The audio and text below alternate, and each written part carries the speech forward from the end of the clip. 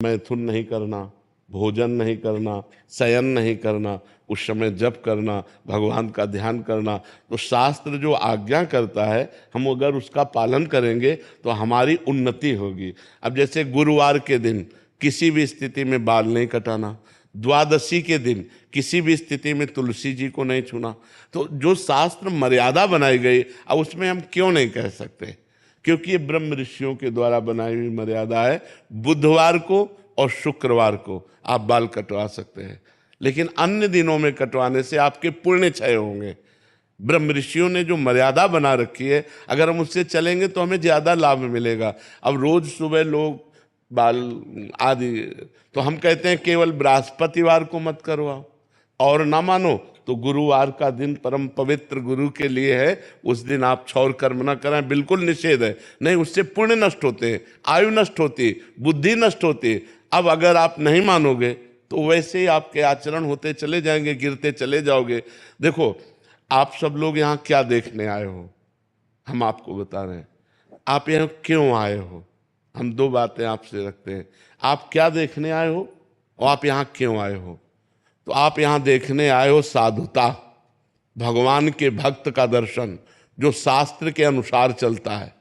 आप आए हो अध्यात्म को पाने के लिए, आप आए हो सुख शांति के लिए, आए हो कि नहीं?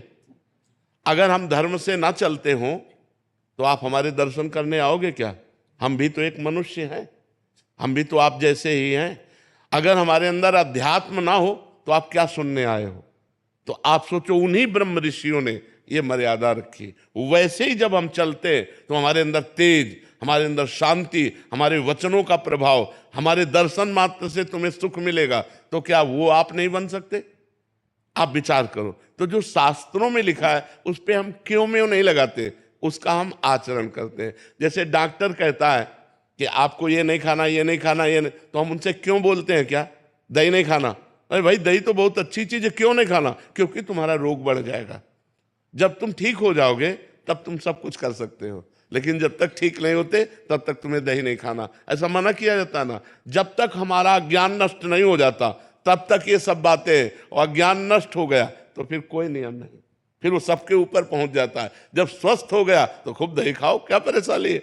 जब आप आत्मा स्वरूप में स्थित हो गए, देह भाव खत्म हो गया, तो बार बने या बना रखा रहे, क्या फर्क पड़ता है? तो हम अभी देहाभिमानी हैं, देह भाव से चलते हैं। तो हमें शास्त्र के नियमों का पालन करना। जो आज शास्त्र के नियमों का पालन नहीं करते तो गिरते चले जाते हैं। अब ये शास्त्र आज्ञा करता है, जिस दिन से गर्भ आ जाए उस दिन से माता पिता को ब्रह्मचर्य रहना चाहिए।